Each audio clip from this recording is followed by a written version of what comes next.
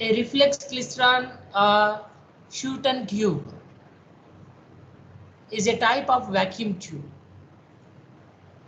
which is used to generate microwaves. A reflex klystron Schouten tube, Sutton, Schouten tube is a type of vacuum tube which is used to generate microwaves.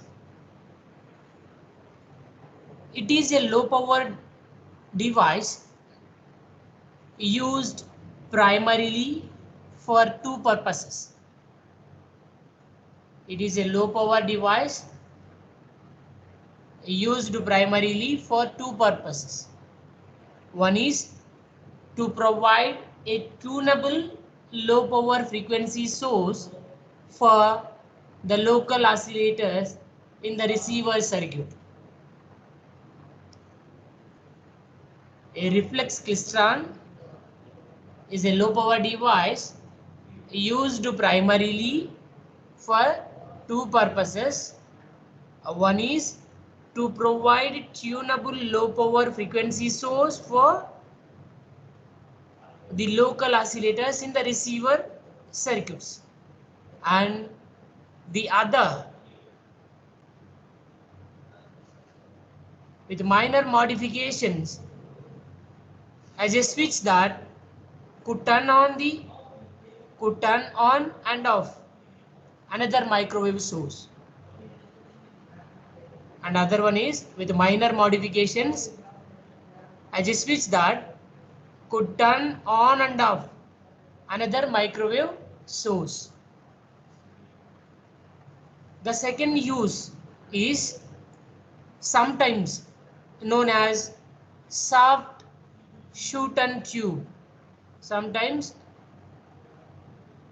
known as a soft Schouten tube. Soft Schouten tube was a key component in the development of a microwave radar by Britain during World War II. Microwave switches of all designs, including these, are more generally known as transmitter or receiver tubes or transmitter or receiver cells. These microwave switches of all designs, including these, are more generally known as transmitter or receiver tubes or transmitter or receiver cells. This Schouten tube is named for one of its inventors. This Schouten tube is named for one of its inventors, Robert Schouten, an expert in vacuum tube design.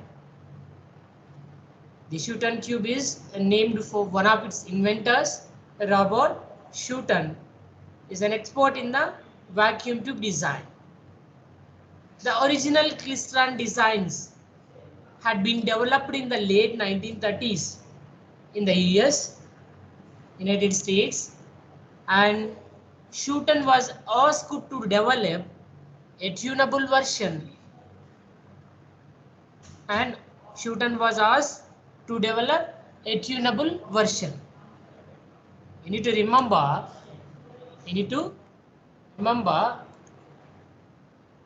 the Schouten tube is named for one of its inventors, Robert Schouten, an expert in vacuum tube design.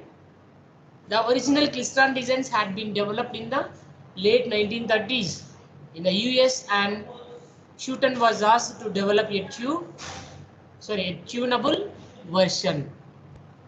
And he developed the first model in the 1940s.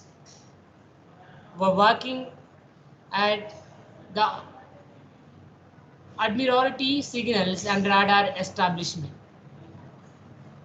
These Schouten tubes were widely used in variety of forms during World War II and through the 1960s. These tubes were widely used in variety of forms during World War II since. through the 1960s. You need to remember. Their role has been taken over by solid state devices like the Gandayo, which started to become available in the 1970s.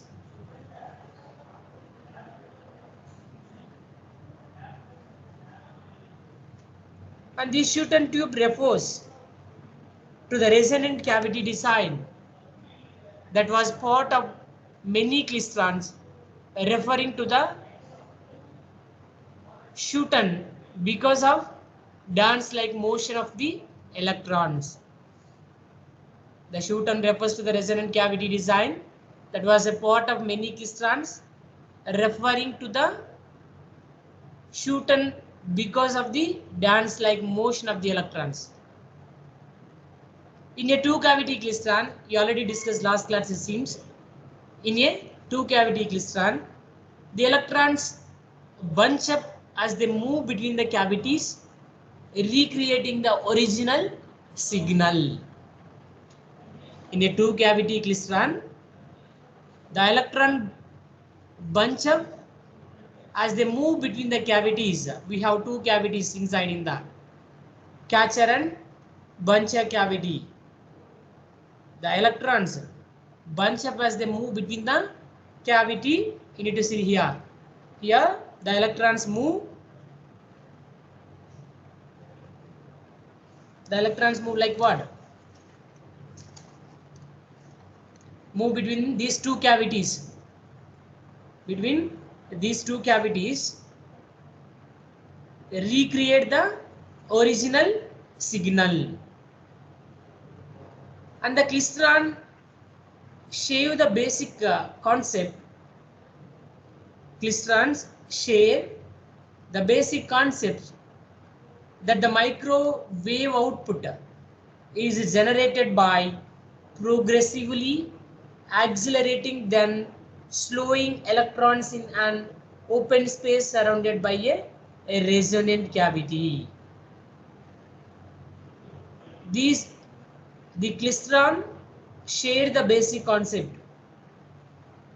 that the microwave output is generated by progressively accelerating then slowing electrons in an open space surrounded by these resonant cavities.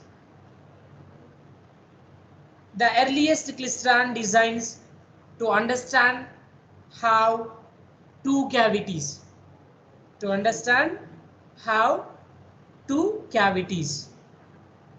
the first cavity is connected to a source signal. You need to see from the diagram.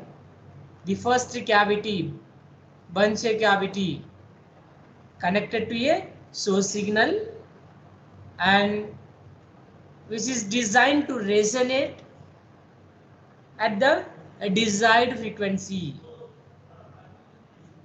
filling its interior with an oscillating electric field. The first cavity is connected to a source signal and it is designed to resonate at the desired frequency, fill its interior with an oscillating electric field. And the cavity's dimensions are a function of the wavelength. Most are flat cylinders, the shape of hockey puck of varying sizes. A hole is drilled through the middle at the center of this puck. A stream of electrons fired from an electron gun passes through hole and the varying field causes them to either accelerate or decelerate as they pass. So beyond the cavities, what we saw from the diagram, beyond the cavity, the accelerated electrons catch up to the decelerated ones, causing the electrons to bunch up in the stream. Beyond the cavity, The accelerated electrons catch up to the decelerated ones, causing the electrons to bunch up in the stream. Bunch up in the stream. This causes the stream to recreate the original signals pattern in the density of the electrons. This causes the stream to recreate the original signals pattern in the density of the electrons. So the area of the tube has to be fairly long to allow time for this process to complete. This area of the tube has to be fairly long to allow time for this process to complete. The electrons then pass through a second cavity, catcher cavity, similar to the first cavity, bouncer cavity. As they pass, the bunches, cause a varying electric field. As they pass, the bunches cause a varying electric field to be induced in the cavity, recreating the original signal, but at much higher current. At much higher current.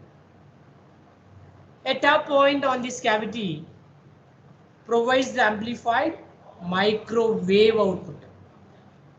At tap point, and a tap point on this cavity provides the amplified microwave output. Amplified microwave output. You need to see the diagram for that. This. Okay.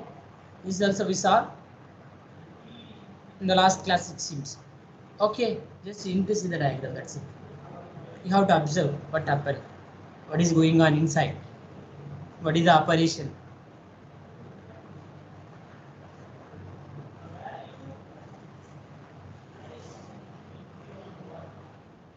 Next, local oscillator.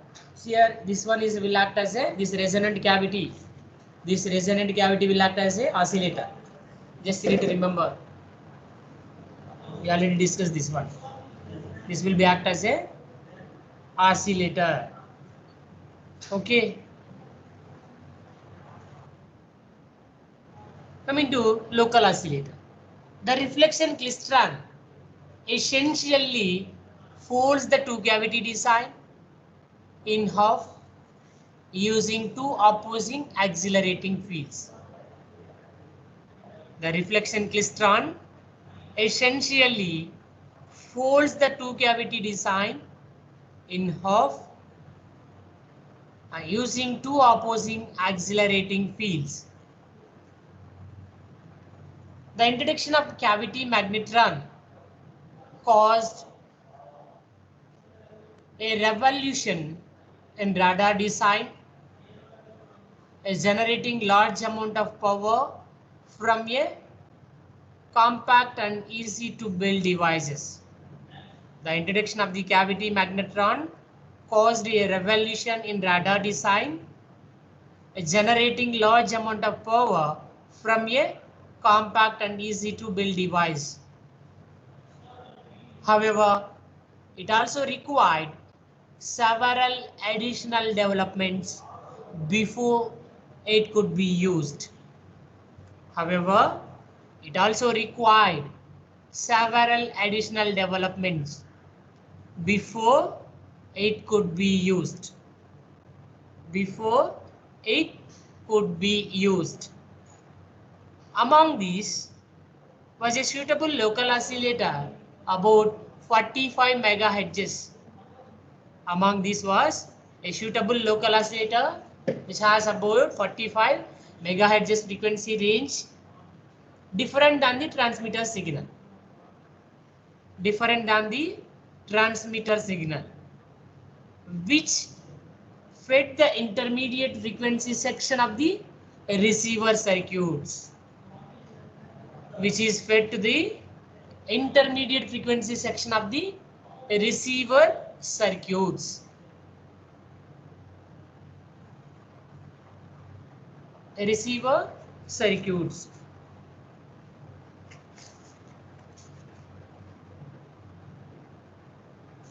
So the problem was that the magnetrons frequency drifted as it warmed and cooled enough that some sort of tunable microwave sources was needed whose frequency could be adjusted to match. Here, from the last point, just you need to remember, among these was a suitable local oscillator about 45 megahertz, which is different than the transmitter signal. Okay, which is different than the transmitter signal, and which is fed the intermediate frequency section of the receiver circuit. For that, the problem was that the magnetron frequency drifted as it warmed and cooled enough that some sort of tunable microwave source was needed whose frequency could be adjusted to match for that. Adjusted to match for the transmitter signal. And a second magnetron would not work. They would not drift in synchronization or in sync, which is in free only. Would not work means as the receiver circuit requires only very little output power. The receiver circuit requires only very little output power. The klystron first introduced only 2 years earlier was a natural choice. And Schouten, a well-known expert in tube design, was asked if he could provide a version that could be tuned across the same range as the magnetrons did. The Schouten, you know that, is a well-known expert in tube design, and he was asked if he could provide a version that could be tuned across the same range as the magnetrons drift. An initial model available in 1940s.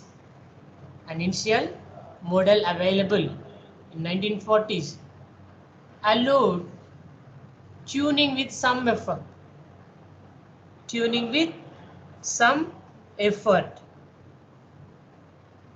Tuning with some effort. While it worked, it was not suitable for an operational system. While it worked, it was not suitable for an operational system. Schouten and Thomson continued working on the problem and delivered a solution in October 1940. Which was not suitable for operational system, right? So for that reason, these two scientists continued their working on the problem and delivered a solution in October 1940.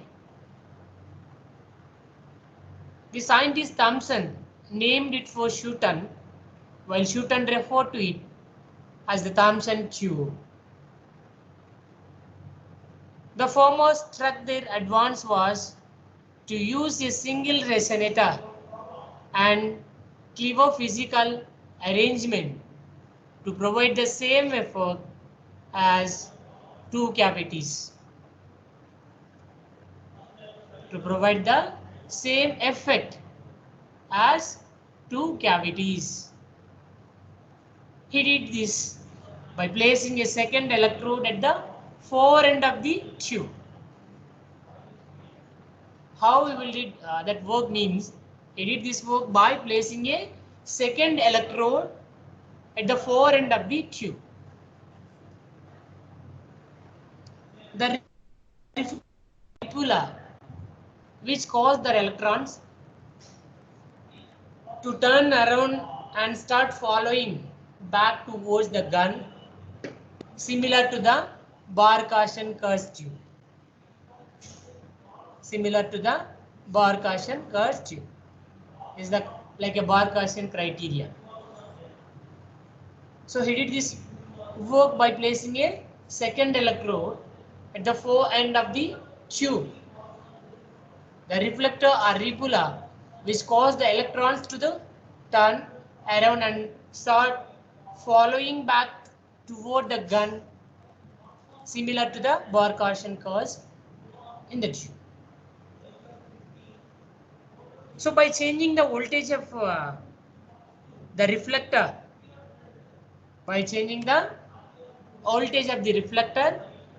relative to the gun,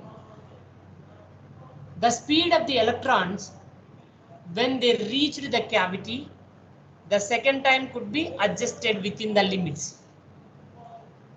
If you are going to changing the voltages of reflector relative to the gun, the speed of the electrons when they reached the cavity, the second time could be adjusted within that limits only.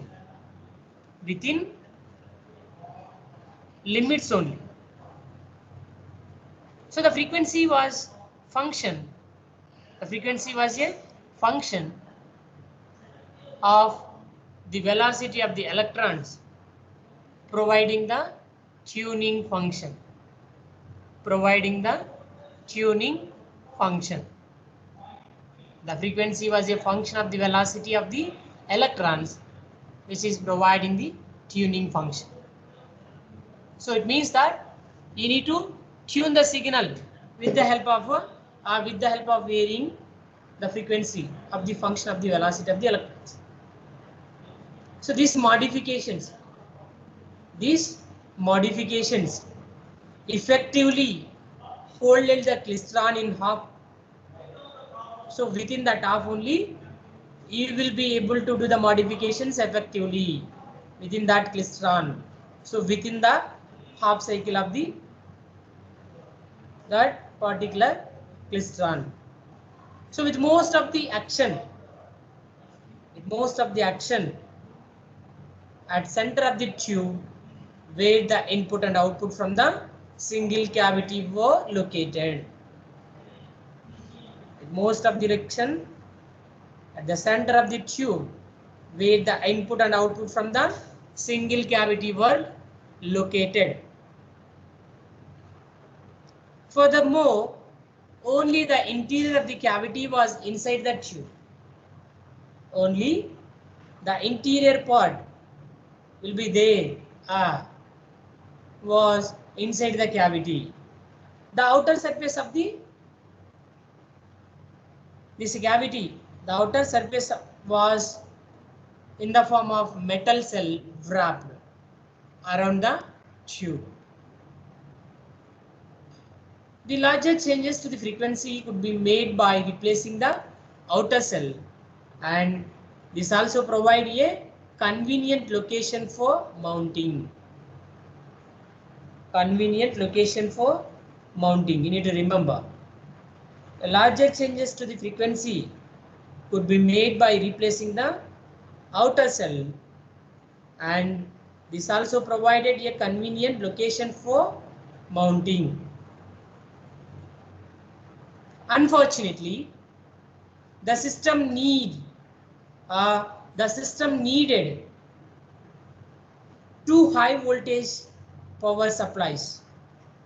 Unfortunately, the system needed two high voltage power supplies, one for the initial acceleration in the gun and a second between the gun and the reflector. Unfortunately, where you need to keep these systems, these two high voltage power supplies, one for you need to keep initial accelerated in the gun and a second between the gun and the reflector. and due to the way it worked, the system was generally limited to milliwatts of power. This means that the system will require generally, the system will be permitted, the system will be have the limit up to the millivolts of power only, not more than millivolts. Millivolts. Coming to next content is a soft Schouten tube. A soft klystron tube. Soft reflection klystron. A soft reflex klystron.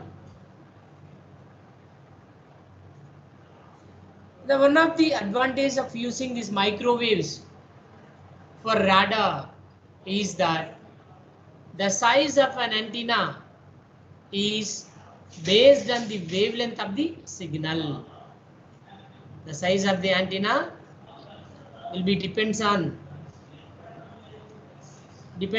signal wavelength, and shorter wavelengths thus required much smaller antennas. If you have a shorter wavelength means you require only small antennas or smaller antennas. So that will be decided by signal length and length of the signal. The antenna height will be decided. Based on this wavelength only, the antenna size will be decided. Without deciding this, without knowing the wavelength, you are unable to know what type of antenna you require for your application. This was virtually vitally important for airborne radar systems. This was virtually important for airborne radar systems. In the German aircraft, using longer wavelengths. In the German aircraft, you need to use longer wavelengths, which required enormous antennas that slowed the aircraft between 25 to 50 kilometers per hour due to drag.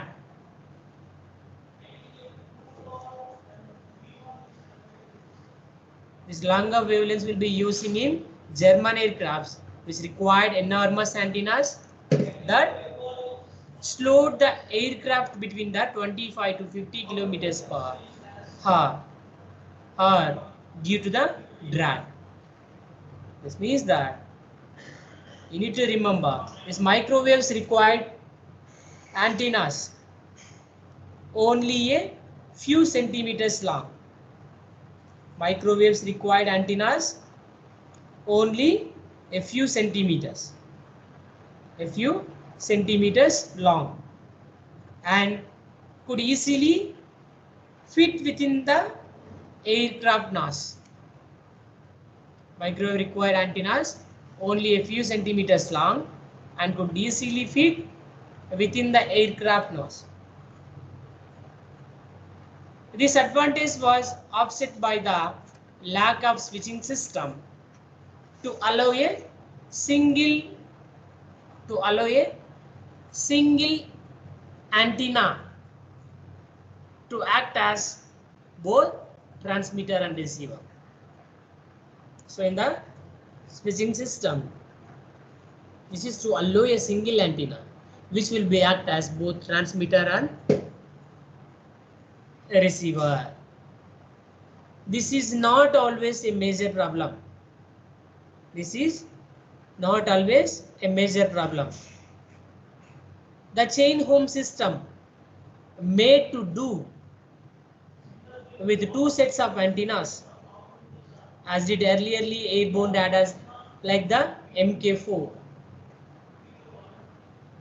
In 1940s, Bernard Lowell developed a solution for microwave radar by placing two sets of dipoles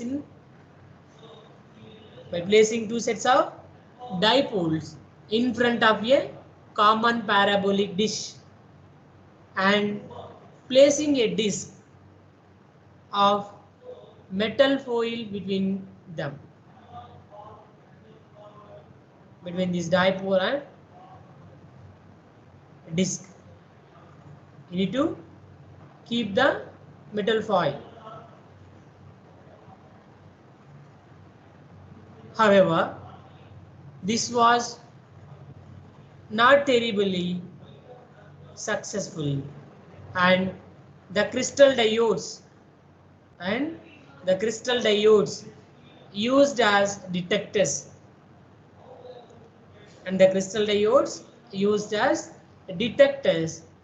frequently burned out as the signal belled through or around the disk. However, this was not terribly successful, and the crystal diode used as detectors frequently burned out as the signal around the disk.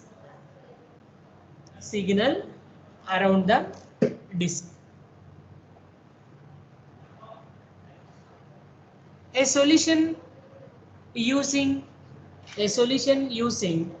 two spark gap tubes was also used, but was less than ideal.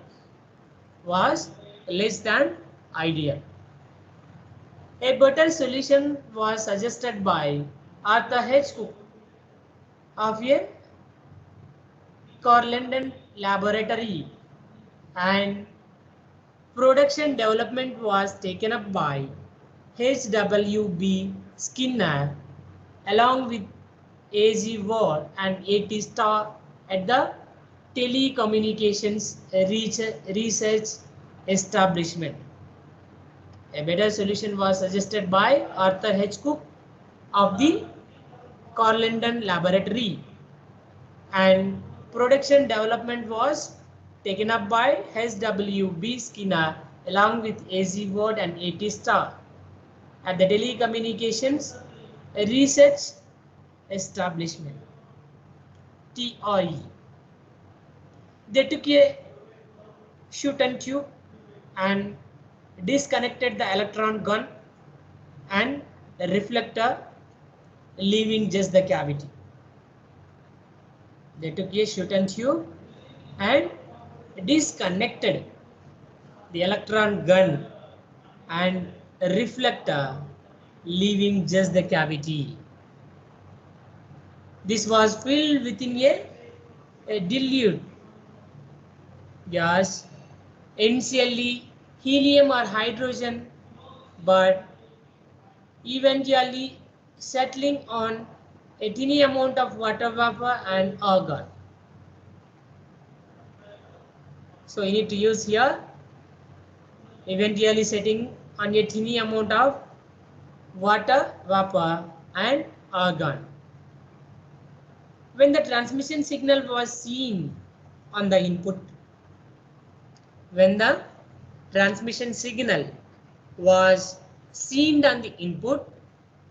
the gas would rapidly ionized. This means that helped by a heater coil or radiator. When a transmission signal was seen on the input, the gas would rapidly ionized.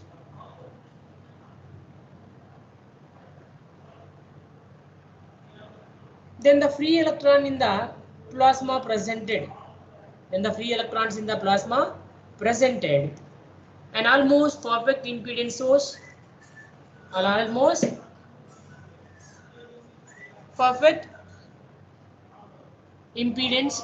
source, blocking the signal from following to the output.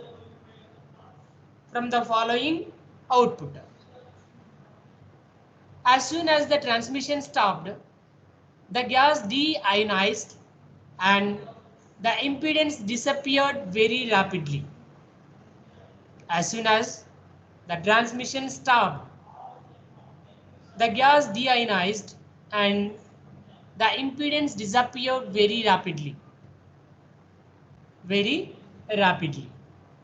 The tiny encouses caused by reflections from the target arriving microseconds later were far too small to cause the ionization and allowed the signal to reach the output. The tiny encouses caused by reflections from the target and arriving the microseconds later were far too small to cause the ionization and allow the signal to reach the output. The usable soft Schouten tube. The usable soft Schouten tube or soft reflex klystron arrived in March 1941.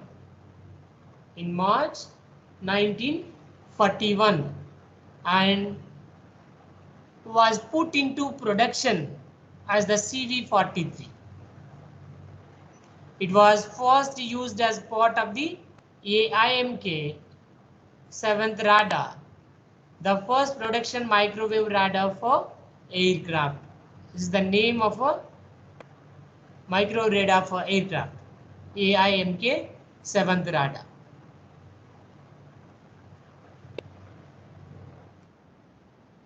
The system was widely used from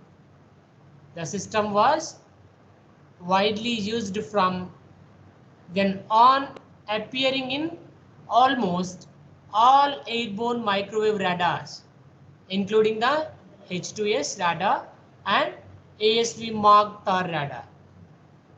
The system was widely used from then on, appearing in almost all airborne microwave radars, including the H2S radar and ASV Mark III radar. The post-war intelligence revealed that the Germans were baffled by the purpose of the soft Schouten tube. There are several examples fell into their hands, notably in the Rotterdam Gate and H2S that was captured in fairly complete form in February 1943. We have several examples fell into their hands, notably in the Rotterdam Gate and H2S that was captured in fairly complete form in February 1943. Interviews with the German radar engineers after the war demonstrated that they could not understand the purpose of the unpowered tube. So some of the candidate interview with the German radar engineers after the war demonstrated the Second World War, that they could not understand what is the purpose of the unpowered tube. The soft Schouten tube was used in a circuit known as transmitter or receiver switch. So many variations on them also.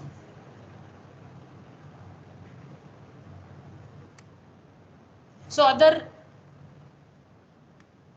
spark tubes had been used for this purpose in a design known as branch duplexes.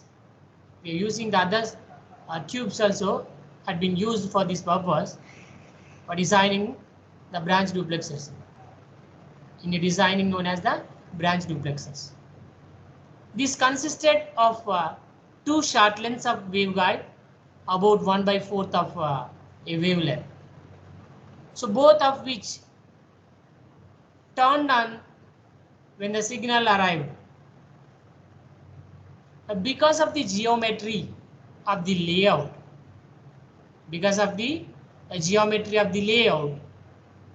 The two paths resulted in a reflection of the signal. The two paths resulted in a reflection of the signal. Shoot'em tubes were used in a simpler design known as the shunt branching circuit. The Shoot'em tubes were used in a simpler design known as the shunt branching circuit, which was T-shaped with the transmitter and antenna located at the end of the horizontal portion of the T and the receiver at the end of the vertical portion. You need to remember the Shoot'em tubes were used in a simpler design known as the shunt branching circuit, which was T-shaped with the transmitter and antenna located at either end of the horizontal portion of the T and the receiver at the end of the vertical portion. By locating Shoot'em tube at the right location along the waveguide to the receiver, the same effect as the branch duplexer could be arranged. As the branch duplexer could be arranged.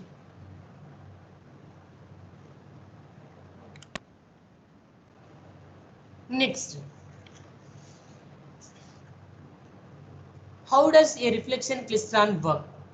How does a reflection klystron work? In a reflection klystron, the electron beam passes through a single resonant cavity. You need to remember that point. In a reflection klystron, the electron beam passes through a single cavity, a single resonant cavity. After passing through a resonant cavity, they are reflected by a negatively charged reflector electrode for another pass through the cavity where they are then collected. This is how does a reflection klystron work. Next, why do we use reflection klystron? Why do we use reflection klystron or reflex klystron? Whereas in reflection klystron, the repeller plate used in place of a collector and used to ripple the electron beam. The main purpose of two cavity klystron is to amplify the microwave signal. The main purpose of the reflex klystron is to oscillate the microwave signal. To oscillate the microwave signal.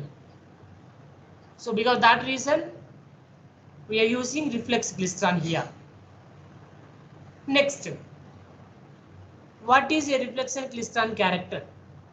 What is a reflex klystron character? This microwave generator is a klystron that works on reflections and oscillations in a single cavity, which has a variable frequency. A reflection klystron consists of an electron gun,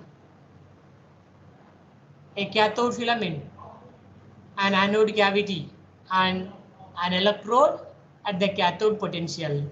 It provides low power and has low efficiency. What is the efficiency of reflex klystron?